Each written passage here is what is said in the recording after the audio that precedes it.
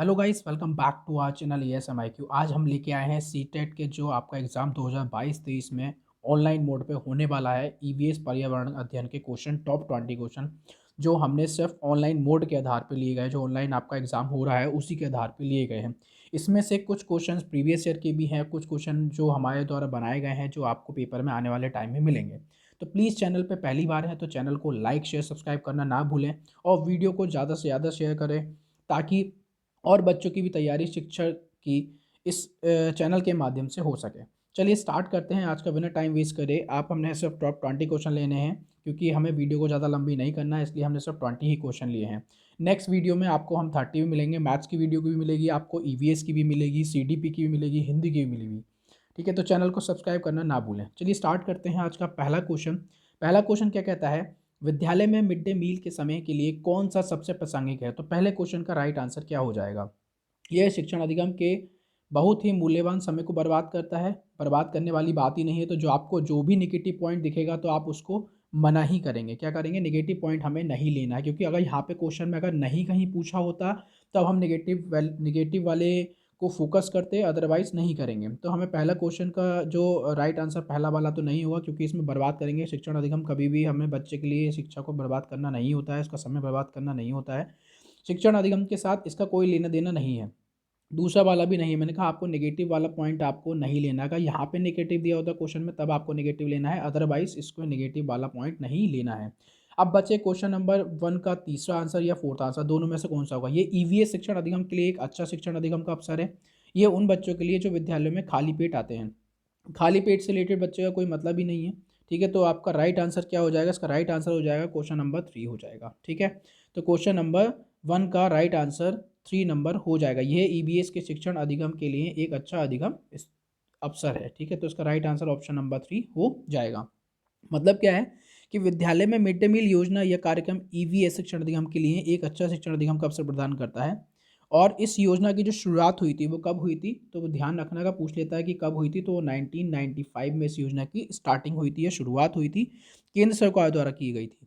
और इस योजना का उद्देश्य उच्चतर प्राथमिक विद्यालय के बच्चों को शिक्षण के साथ आहार या पोषण उपलब्ध कराना, ताकि बच्चों को पोषणहीनता से बचाया जा सके और इस प्रकार ये बच्चों को शिक्षण के प्रति प्रेरित करने में भी मदद करता है। तो इसका राइट आंसर ऑप्शन नंबर 3 हो जाएगा। चलते हैं नेक्स्ट क्वेश्चन की ओर। नेक्स्ट क्वेश्चन कहता है, पर्यावरण अध्ययन के संदर्भ में बोझ के बिना सीखना क्या बताता है। ठीक है, देखो, और सीटेट में मैं एक वीडियो बनाऊंगा जिसमें आपको बताऊंगा कि आपको कैसे क्वेश्चन पे टिक करना है। सपोज कोई क्वेश्चन का आंसर आपको नहीं पता है तो आप उसको कैसे टिक करेंगे। ठीक है, तो ध्यान रखना, अगर क्वेश्चन में नहीं पॉइंट दिया हो तब आप नहीं वाले पॉइंट पे फोकस करेंगे। ठीक है, अगर आपको क्वेश्चन में पॉजिटिव पॉइंट पूछा हो तो सब पॉजिटिव वाले पे फोकस करना है। तो मैं आपको एक सीटेट की वीडियो अलग से बना दूंगा कि उसमें कैसे आंसर लगाना है, कितने क्वेश्चन आएंगे ऑनलाइन मोड में, कैसे कैसे बच्चे एग्जाम देंगे, कैसे कैसे क्या होगा। मैं एक वीडियो बनाऊंगा, उसमें सारी चीज़ें बताऊंगा सीटेट के। तो प्लीज़ चैनल को सब्सक्राइब कर लिया और वीडियो को ज़्यादा से ज़्यादा शेयर करें ताकि बच्चों की और अच्छों से तैयारी सीटेट की हो सके। ठीक है, तो आपका सेकंड क्वेश्चन का राइट आंसर क्या हो जाएगा कि पर्यावरण अध्ययन के संदर्भ में बोझ के बिना सीखना क्या बताता है। ईवीएस पाठ्यक्रम को आधा कम करने की ज़रूरत है, या स्कूल बैग का कम वजन, ईबीएस पाठ्यपुस्तकों में अध्यायों की कम संख्या, बोध का भार कम करने की ज़रूरत है। तो इसका राइट आंसर क्या हो जाएगा, तो दूसरे का राइट आंसर हो जाएगा। वो क्या हो जाएगा, यानी क्या, पर्यावरण अध्ययन के संदर्भ में बोझ के बिना सीखना क्या बताता है, ये बताता है कि ऑप्शन नंबर इसका राइट आंसर क्वेश्चन नंबर 2 का 2 हो जाएगा, यानी स्कूल बैग का कम वजन। ठीक है, तो इसका राइट आंसर ऑप्शन नंबर 2 हो जाएगा। चलते हैं नेक्स्ट क्वेश्चन की ओर। ईवीएस कक्षा में समूह में सीखने का क्या उद्देश्य है, क्या उसका उद्देश्य क्या है। तो छात्रों को आसानी से प्रबंधित करना और वर्कलोड को कम करना, लड़के और लड़कियां अलग अलग सीख सकते हैं, कम और उच्च प्रदर्शन करने वाले छात्रों को अलग करना और उपचारात्मक शिक्षण दे देना, या सहयोग मूल्यों के लागू करने और एक साथ काम करने के लिए प्रत्येक बच्चे को सक्रिय रूप से भाग लेने और सीखने में सक्षम बनाना। तो इसका राइट आंसर क्या हो जाएगा, तो थर्ड वाले का राइट आंसर क्या हो जाएगा। मैंने कहा था आपको, जो देखो नेगेटिव पॉइंट जहाँ भी हो उसे नहीं लेना है। ठीक है, तो नेगेटिव पॉइंट कहाँ हो रहा है हमारा, छात्रों को आसानी से प्रबंधित करना, वर्कलोड कम करना, तो वर्कलोड कम करना ये वाला तो नहीं लेना है हमें। ठीक है, सेकंड वाला लड़के और लड़कियां अलग अलग सीख सकते हैं, यहाँ पे जेंडर प्रतिपक्ष वाला बात आ गई, तो यहाँ पे हमें इस चीज़ को भी नहीं देखना है। चलते हैं थर्ड वाला क्या है, छात्रों को अलग करना, उपचारात्मक शिक्षण देना। कभी भी ईबीएस ये नहीं सिखाता है कि छात्रों को अलग करने हैं और उनको उपचारात्मक शिक्षण दें, तो छात्रों को अलग करने का कोई मतलब ही नहीं है। तो ऑप्शन नंबर 3 भी हमारा कट गया। अब चलते हैं fourth question. The fourth question क्या है, सहयोग के मूल्यों को लागू करने और एक साथ काम करने के लिए प्रत्येक बच्चे को सक्रिय रूप से भाग लेने और सीखने में सक्षम बनाना। तो इसका right answer option number fourth हो जाएगा। तो इसका थर्ड का right answer option number fourth हो जाएगा। चलते हैं नेक्स्ट क्वेश्चन की ओर। नेक्स्ट क्वेश्चन कहता है बाला का पूरा रूप क्या है। बाला का पूरा रूप क्या है कि ब्रेल सहायता प्राप्त अधिगम आकलन, मस्तिष्क सहायता प्राप्त अधिगम असाइनमेंट, ठीक है, इसको असाइनमेंट लिखा है ये, और अधिगम सहायक के रूप में ब्रेल या अधिगम सहायक के रूप में बिल्डिंग। तो इसका राइट आंसर क्या हो जाएगा। क्वेश्चन नंबर फोर्थ का राइट आंसर क्या होगा। तो बाला का रूप क्या होता है, वो होता है बिल्डिंग एज लर्निंग एड, मतलब अधिगम सहायक में रूप में बिल्डिंग, ठीक है, अधिगम सहायक के रूप में बिल्डिंग, इसका मतलब होता है बाला का, ठीक है। और ये शिक्षण को प्रभावित करने वाले कारकों का एक तत्व होता है जो अधिगम की सहायता सामग्री के रूप में शामिल होता है, ठीक है। ये अधिगम के क्षेत्र में शिक्षण कार्य को प्रभावी बनाने में महत्वपूर्ण होता है। इसके अलावा शिक्षण कौशल, शिक्षण वातावरण, पाठ्य सामग्री, नवीन सीखने की तकनीकें आदि अधिगम सहायक के रूप में शामिल होते हैं। तो इसका राइट आंसर क्या हो जाएगा, अधिगम सहायक के रूप में बिल्डिंग, मतलब क्या, ऑप्शन नंबर फोर्थ इसका राइट आंसर हो जाएगा। तो बाला की फुल फॉर्म मैंने बताई क्या होती है, बिल्डिंग एज लर्निंग एट। तो अगर आप चाहो तो लिख सकते हो बिल्डिंग, ठीक है, एज लर्निंग एड। और हिंदी वाले चाहे तो हिंदी वाले भी लिख सकते हैं। तो हिंदी वालों के लिए होता है अधिगम सहायक के रूप में बिल्डिंग, अधिगम सहायक के रूप में बिल्डिंग। तो इसका right answer option number fourth हो जाएगा। चलते हैं नेक्स्ट क्वेश्चन की। हमारे चैनल का नाम क्या है, ASMIQ है। प्लीज़ चैनल को ज़्यादा से ज़्यादा शेयर करें और वीडियो को लाइक करें और चैनल को सब्सक्राइब करें, ठीक है, ताकि आपको सारी CTET की वीडियो मिल सके, CDP की भी, EVS की भी, और मैथ्स की भी और हिंदी की भी। आपको टॉप 20, टॉप 30 और एक मैं सीरीज़ और बनाऊंगा जिसमें 1000 क्वेश्चन CDP के ही होंगे, ठीक है। तो चैनल को सब्सक्राइब कर लीजिए ताकि आपकी CTET की अच्छे से तैयारी हो सके और एग्जाम आपका क्लियर और क्रैक हो सके, ठीक है। चलते हैं नेक्स्ट क्वेश्चन की ओर। नेक्स्ट क्वेश्चन, वैकल्पिक ढांचे का क्या अर्थ है। सभी विचार जो दृढ़ता से बच्चों द्वारा अर्जित किए जाते हैं, विभिन्न भौतिक घटनाओं का पाठ्य पुस्तक स्पष्टीकरण, विचार जो अवधारणाओं को औपचारिक रूप से स्पष्टीकरण से अलग है, वर्तमान में वैज्ञानिक और सामाजिक विज्ञान द्वारा आयोजित आयोजित विचार। तो इसका राइट आंसर क्या हो जाए, वैकल्पिक ढांचे का क्या अर्थ है। ये EBS के कुछ क्वेश्चन ऐसे हैं इसमें जो हमारे प्रीवियस ईयर से उठाए गए हैं, ठीक है। तो फिफ्थ का राइट आंसर क्या हो जाएगा। तो फिफ्थ वाले का राइट आंसर क्या हो जाएगा, उसका राइट आंसर क्या होता है, तो उसका राइट आंसर ऑप्शन नंबर 3 हो जाएगा। तो मतलब क्या है कि वैकल्पिक ढांचे का जो अर्थ होता है वो है विचार जो अवधारणाओं के औपचारिक रूप से स्वीकृत स्पष्टीकरण से अलग है, ठीक है, स्वीकृत स्पष्टीकरण से अलग है। तो इसका राइट आंसर ऑप्शन नंबर 3 हो जाएगा। और इसका जो सर्वप्रथम प्रयोग किया था वो किसने किया था, ड्राइवर और इसले ने किया था। कब किया था, 1978 में किया था। कब किया था, इसले और ड्राइवर। तो लिख दे रहा हूँ मैं, ड्राइवर हिंदी में भी ड्राइवर है और इंग्लिश में भी ड्राइवर है, ठीक है। और दूसरे क्या है, ईसले, ईसले ने किया था, ठीक है। कब किया था, 1978 में वैकल्पिक ढांचे वाले वर्ड का यूज़ किया गया था, ठीक है। तो 1978 में यानी कि 1978 में किया गया था, 1978 में इसका यूज़ किया गया था। चलते हैं नेक्स्ट क्वेश्चन की ओर। नेक्स्ट क्वेश्चन क्या कहता है, महिलाएं पुरुषों की तुलना में कमज़ोर है, यह एक क्या है। ये एक अंधविश्वास है, मिथक है, मिथक मतलब झूठ होता है, वैज्ञानिक तथ्य है, ये रूढ़िबद्ध धारणा है। तो इसका राइट आंसर क्या हो जाएगा। तो सिक्स वाले का राइट आंसर क्या हो जाएगा, बताएं जरा। इसका राइट आंसर आप जो क्या हो जाएगा, वो हो जाएगा ऑप्शन नंबर फोर्थ, यानी रूढ़िबद्ध धारणा है। ये क्या है, एक रूढ़िबद्ध धारणा है। चलते हैं नेक्स्ट क्वेश्चन की ओर। हमारा सेवेंथ वाला क्वेश्चन क्या कहता है, भारत में बिहार के सापेक्ष जम्मू कश्मीर और गोवा की स्थिति क्या है। देखो CTET में एक क्वेश्चन आपका लोकेशन से रिलेटेड ज़रूर आता है, तो लोकेशन को मैप में आराम से अच्छे से पढ़ने में, हालांकि एक वीडियो में सारी मैप की सारी बता दूंगा, ठीक है। ये प्रीवियस ईयर में भी आया हुआ क्वेश्चन है और एक क्वेश्चन ऑनलाइन मोड में इसमें का आ रहा है। तो प्लीज़ आप जरूर याद से स्थिति के बारे में, जम्मू कश्मीर, गोवा, गुजरात और राजस्थान और मध्य प्रदेश, इन चारों पांचों के बारे में ज़रूर पढ़ें कि किसकी स्थिति किसके सापेक्ष में क्या है। बाकी मैं एक वीडियो करा दूंगा तो उसमें आपको इसके बारे में भी बता दूंगा, ठीक है। तो सेवेंथ वाले का राइट आंसर क्या हो जाएगा, तो भारत में बिहार के सापेक्ष जम्मू कश्मीर और गोवा की स्थिति क्या है। तो आपको बताना है बिहार के सापेक्ष जम्मू कश्मीर तो वो कहाँ पे है, तो आपको पता ही होगा। इसका क्या है कि उत्तर पश्चिम और दक्षिणी पश्चिम में है। तो इसका right answer option number fourth हो जाएगा, ठीक है। ये आप मैप में भी देखेंगे तो आपको पता लग जाएगा। पूछा है कि बिहार के सापेक्ष जम्मू कश्मीर और गोवा की स्थिति क्या है, ठीक है। तो जम्मू कश्मीर की स्थिति उत्तर पश्चिम में और गोवा की स्थिति दक्षिण पश्चिम में, किसके, बिहार के सापेक्ष में, ठीक है। क्यों, क्योंकि भाई जम्मू कश्मीर की गोवा की स्थिति जो है उत्तर पश्चिम और दक्षिण पश्चिम में है, और जम्मू कश्मीर भारत का सबसे उत्तरी राज्य है। ये आपको पता ही होगा, भारत में जब ये आप ऊपर हिस्सा बनाते हो तो यहाँ वाले हिस्से में जम्मू कश्मीर आता है, ठीक है। ठीक है, जिसका अधिकांश भाग हिम घाटियों से आच्छादित है और इसकी राजधानी क्या है आपको पता होगा, जम्मू कश्मीर की राजधानी श्रीनगर है। वहीं गोवा जो है पश्चिमी तटवर्ती राज्य के रूप में महाराष्ट्र के नीचे अवस्थित है, या महाराष्ट्र के नीचे आपको देखने मिल जाएगा गोवा, और इसकी राजधानी पणजी है। और ये सबसे बड़ा गिरजाघर मौजूद है यहाँ पे, क्या है, गोवा में सबसे बड़ा गिरजाघर मौजूद है। ध्यान रखना, ईवीएस में ये क्वेश्चन भी कभी कभी पूछ लेता है। तो सबसे बड़ा गिरजाघर कहाँ पे है, वो गोवा में स्थित है। चलते हैं नेक्स्ट क्वेश्चन की ओर। बाष्पीकरण की प्रक्रिया निम्नलिखित में से किस स्थिति में सबसे धीमी है। सबसे धीमी वाष्प, अब देखो ये साइंस का क्वेश्चन आ गया। हाँ, साइंस का क्वेश्चन भी आता है, क्यों, क्योंकि जो हमारी फर्स्ट से लेकर फिफ्थ तक है, आप चाहो तो एनसीईआरटी पढ़ लो, वरना अदरवाइज आप मेरे चैनल से भी तैयारी ईवीएस की कर सकते हैं। मैंने पुरानी वीडियो भी वन लाइनर क्वेश्चन डाल रखे हैं, तो उसमें से पिछले साल भी काफ़ी क्वेश्चन आए थे। मैं लिंक डिस्क्रिप्शन में दे देता हूँ, आप उससे जाके पुरानी वीडियो सीटेट की देख सकते हैं। आप उससे वन लाइनर क्वेश्चन हैं वो, उसमें से भी आपको काफ़ी ईवीएस का देखने को मिल जाएगा, और मैं लिंक डिस्क्रिप्शन में दे दूंगा। ठीक है, तो वाष्पीकरण की प्रक्रिया निम्नलिखित में से किस स्थिति में सबसे धीमी होगी, तो इसका राइट आंसर क्या हो जाएगा, एट्थ वाले का राइट आंसर क्या हो जाएगा, तो उसका राइट आंसर हो जाएगा क्या, सतह क्षेत्र तापमान दोनों में कमी। अगर दोनों में कमी होगी तभी वाष्पीकरण की स्थिति जो होगी, प्रक्रिया जो होगी, निम्नलिखित में से सबसे धीमी होगी। यानी इसका राइट आंसर ऑप्शन नंबर 1 हो जाएगा। चलते हैं नेक्स्ट क्वेश्चन की ओर। नेक्स्ट क्वेश्चन क्या होता है, स्थानों, दूरियों और दिशाओं की सापेक्ष स्थिति को समझने की क्षमता क्या है। इसका राइट आंसर क्या होगा, ग्राफिक कौशल होगा, दिशात्मक कौशल, चित्रण कौशल और स्थितीय कौशल। तो इसका राइट आंसर क्या हो जाएगा,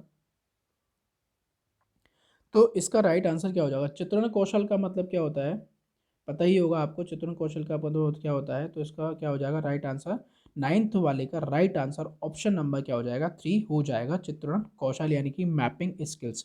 मैपिंग स्किल्स हमें क्या सिखाता है, ये स्थानों, दूरियों, दिशाओं की सापेक्ष स्थिति को समझने की क्षमता चित्रण कौशल कहलाती है। क्या कहलाती है, चित्रण कौशल कहलाती है। तो राइट आंसर ऑप्शन नंबर 3 हो जाएगा। चलते हैं नेक्स्ट क्वेश्चन की ओर। नेक्स्ट क्वेश्चन कहता है, किसी राष्ट्रीय पाठ्यचर्या फ्रेमवर्क एनसीएफ ने प्राथमिक स्तर पर एक एकीकृत पाठ्यचर्या क्षेत्र के रूप में पढ़ाए जाने के लिए पर्यावरण अध्ययन की सिफारिश की है।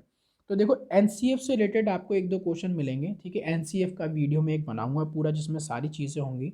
ठीक है, अब इसका राइट आंसर क्या हो जाएगा, टेंथ का राइट आंसर क्या होगा, तो इसका राइट आंसर आपको पता ही होगा। इसका राइट आंसर क्या हो जाएगा, इसका राइट आंसर 10वें वाले का वो हो जाएगा, क्वेश्चन नंबर 4, यानी कि एनसीएफ 2000 प्राथमिक स्तर पर एकीकृत पाठ्यचर्या क्षेत्र के रूप में पढ़ाए जाने के लिए पर्यावरण की सिफारिश की थी।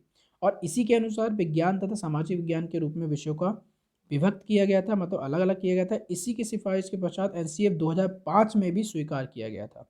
ठीक है, जिसका राइट आंसर ऑप्शन नंबर 4 हो जाएगा। चलता है नेक्स्ट क्वेश्चन की ओर।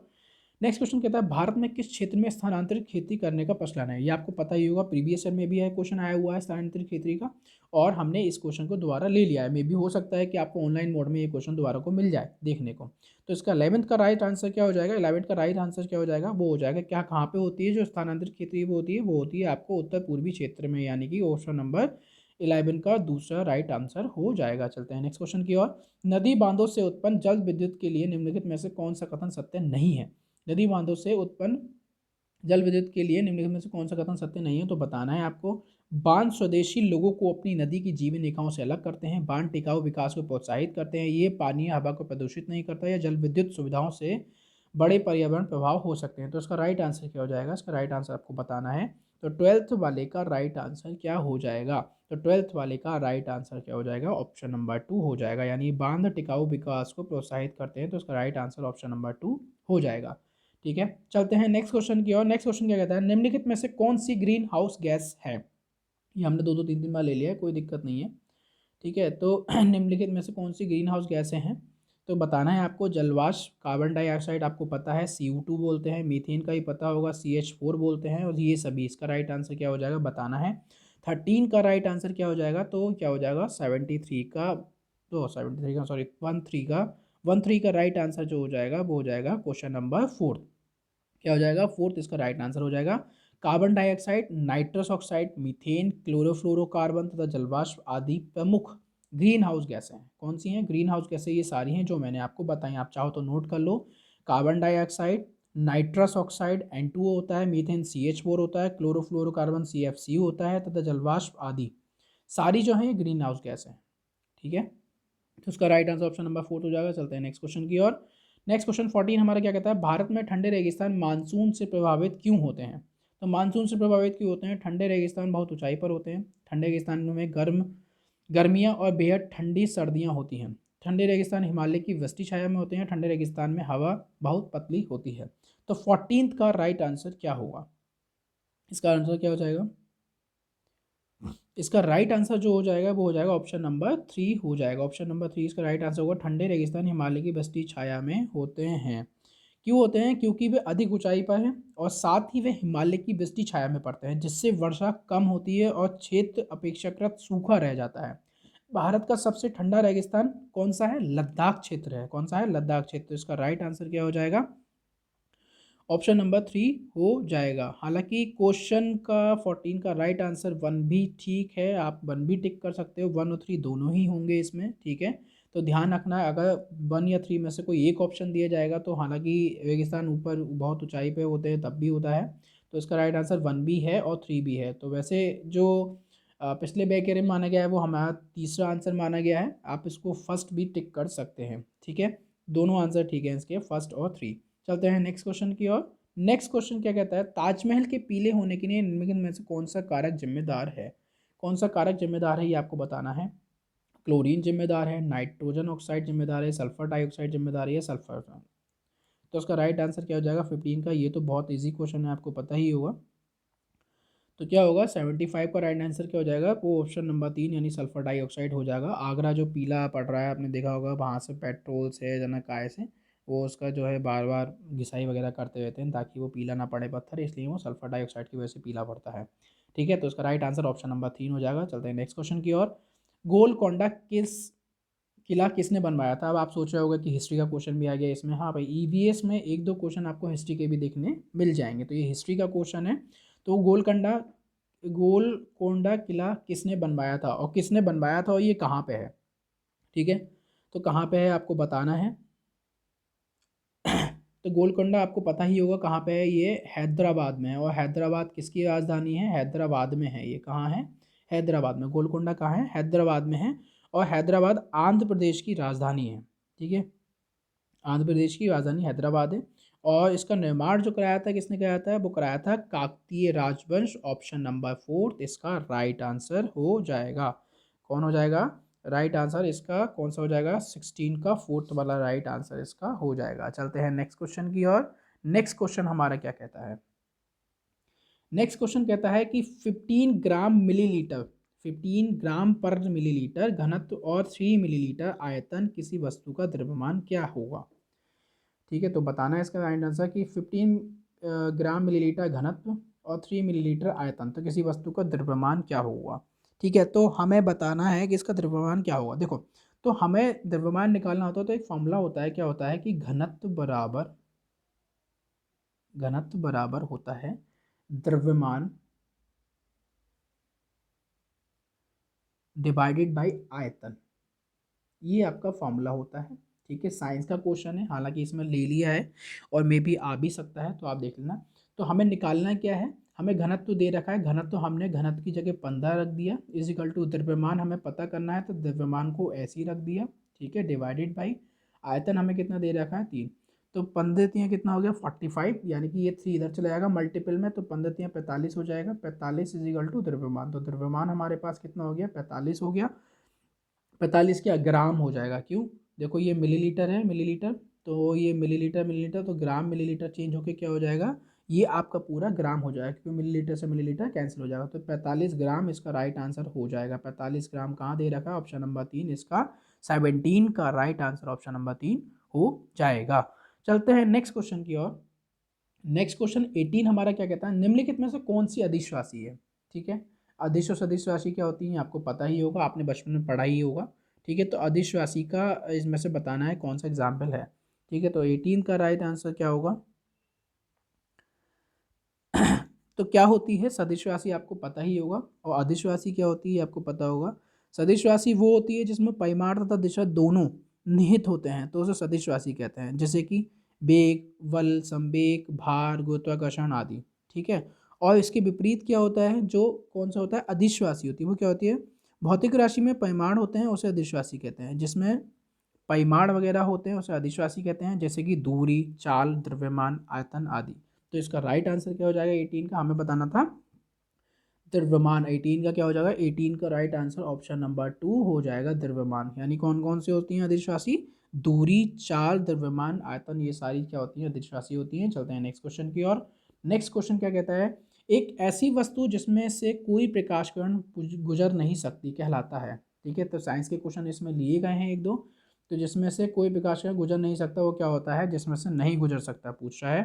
तो 19 का राइट आंसर क्या हो जाएगा, तो वो क्या होता है, अपारदर्शी होता है। क्या होता है, अपारदर्शी। अपारदर्शी जैसे कि सपोज जैसे आप ब्लैक पानी ले लो, तो ब्लैक पानी में से कोई भी किरण जो है वो इधर से इधर नहीं जा सकती। तो आप ब्लैक पानी के एग्जाम्पल एक मान सकते हो। तो ब्लैक पानी अपारदर्शी होता है जिसमें से कोई भी प्रकाश किरण इधर से उधर नहीं जा सकती है। ठीक है, तो इसका राइट आंसर ऑप्शन नंबर 2 हो जाएगा। चलते हैं आज का लास्ट क्वेश्चन, नेक्स्ट क्वेश्चन की ओर।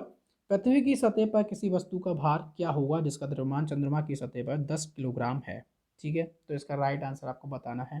तो प्लीज़ चैनल पे पहली बार है तो चैनल को सब्सक्राइब करें और बेल आइकन का बटन दबाना ना भूलें, और वीडियो को ज़्यादा से ज़्यादा शेयर करें ताकि आपको सीटेट की सारी वीडियो मिल सके। मैथ्स की वीडियो भी मिलेगी आपको, ईवीएस भी मिलेगा, सीडीपी भी मिलेगा, प्लस हिंदी भी मिलेगा। आपको सारी चीज़ें इस चैनल पे ज़रूर मिलेंगी। ठीक है, तो प्लीज़ वीडियो को ज़्यादा से ज़्यादा शेयर करें ताकि आपकी सीटेट का एग्ज़ाम अच्छे से क्रैक हो सके, अच्छे से एग्ज़ाम क्लियर हो सके।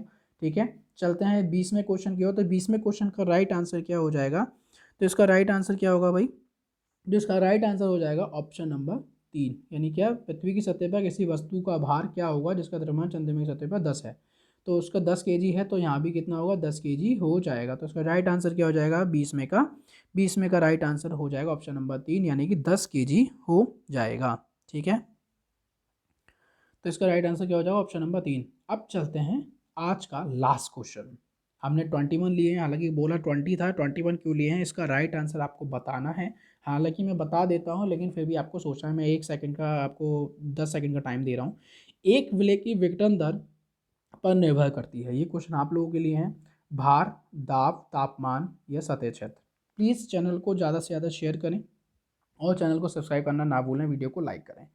ठीक है, आपकी सीटेट की अच्छे से तैयारी मैं करवा दूंगा। आप चैनल से जुड़े रहें और ज़्यादा से ज़्यादा वीडियो को शेयर करें ताकि आपके और दोस्तों की भी सीटेट की शिक्षक से रिलेटेड तैयारी हो सके। सीटेट भी है, यूपी टेट भी मैं डालूंगा इसमें, सारी जिस एग्ज़ाम जितने भी हैं आपके शिक्षक भर्ती से रिलेटेड मैं सारे एग्ज़ाम आपको क्लियर कराऊंगा।